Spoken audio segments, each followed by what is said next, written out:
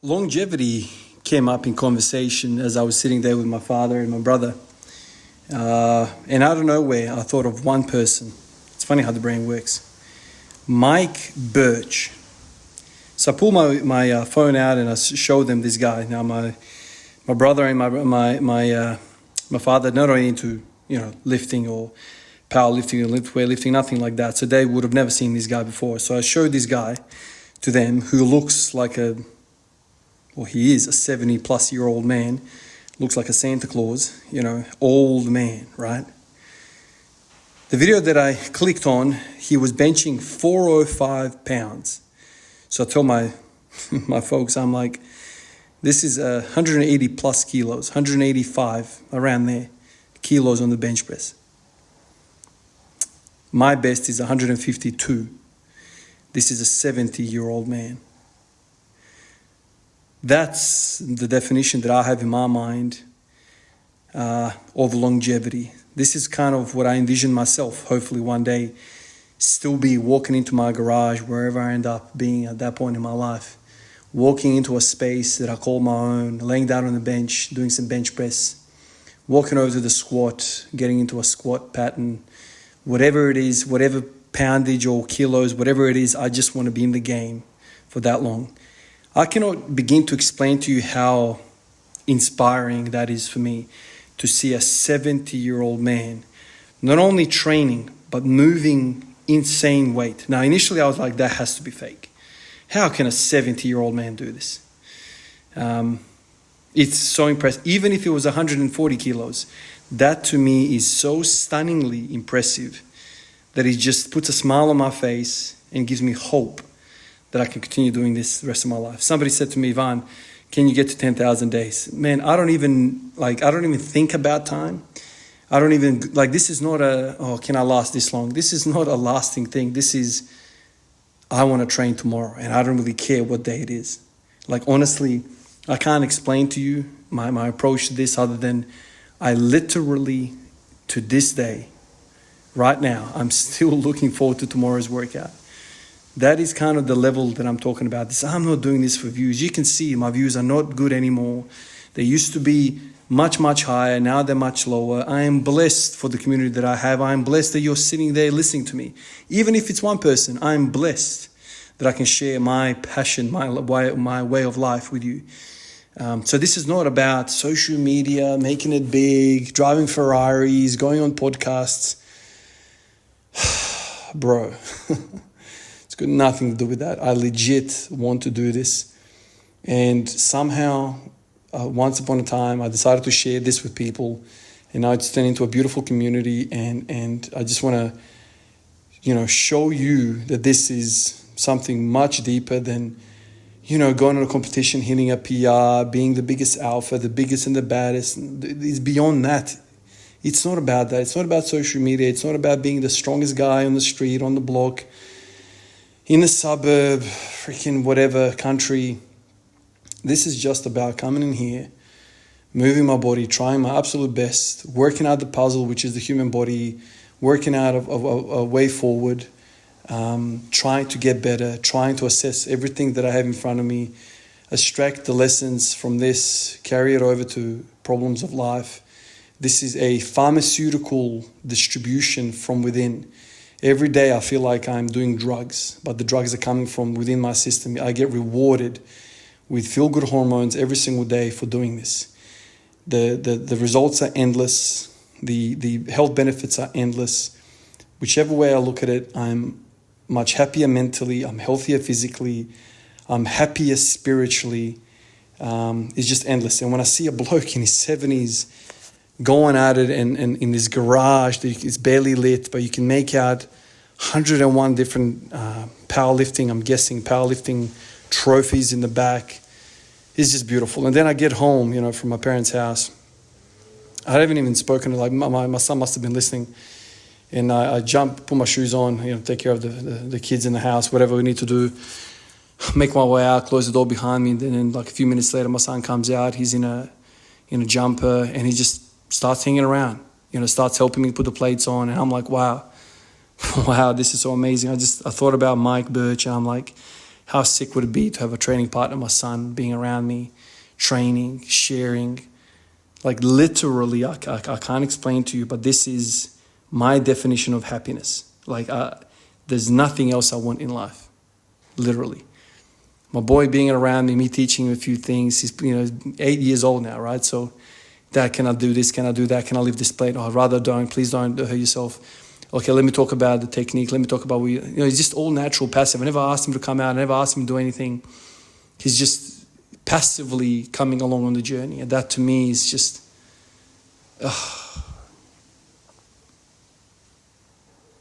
that to me is beautiful. It is absolutely beautiful to me. And that's what I tried to say to you. Like, this is way beyond this superficial, thing that most people get involved in this. That's wrong. Not most people. A lot of people on social media get into this for the clicks or for the fame or for whatever reason. I don't know. For me, it's a lot deeper than that. It's a beautiful thing. And I don't even know, honestly, I don't even know how Mike Burch made it happen.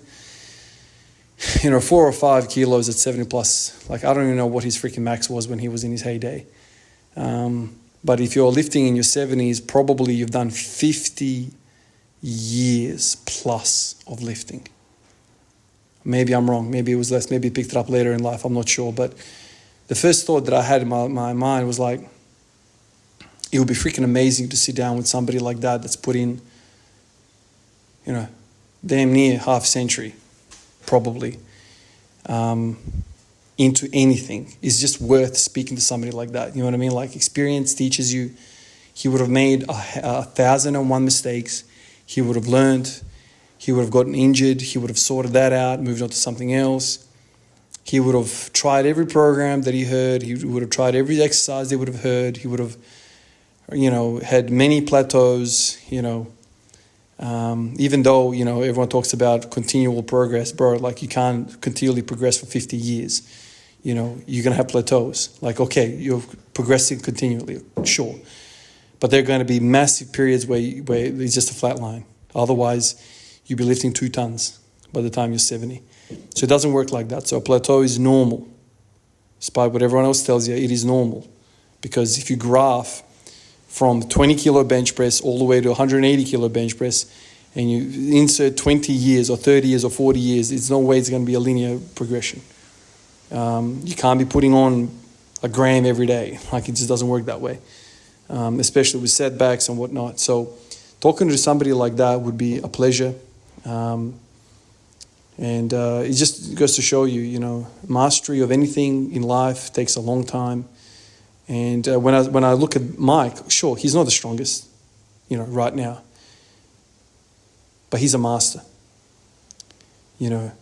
Mastery in basketball doesn't mean you are the greatest of the greats. You're not Michael Jordan.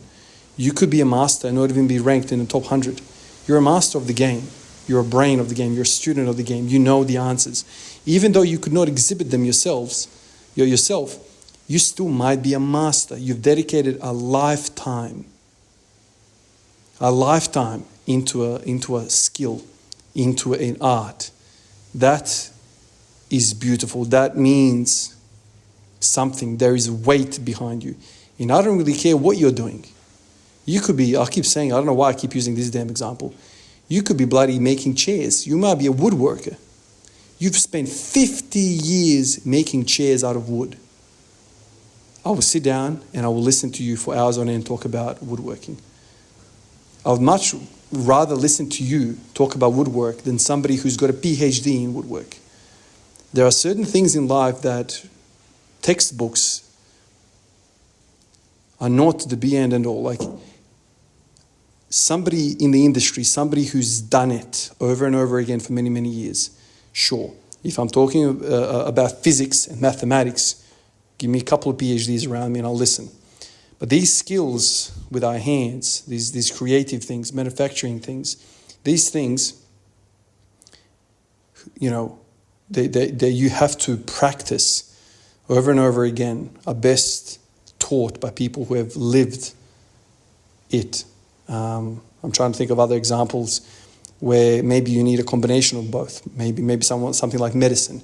Somebody who's well-read and also seen thousands of patients, sure, that's a combination. But in this space, powerlifting, there's nothing like time under the barbell.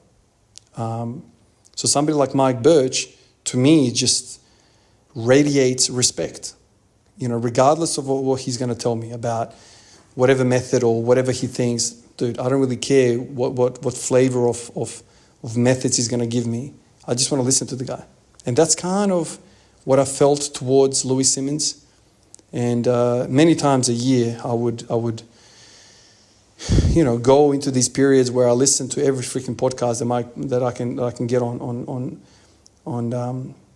Louis Simmons. I would literally like when you go on YouTube and you see the videos that you've watched and there's that red bar underneath.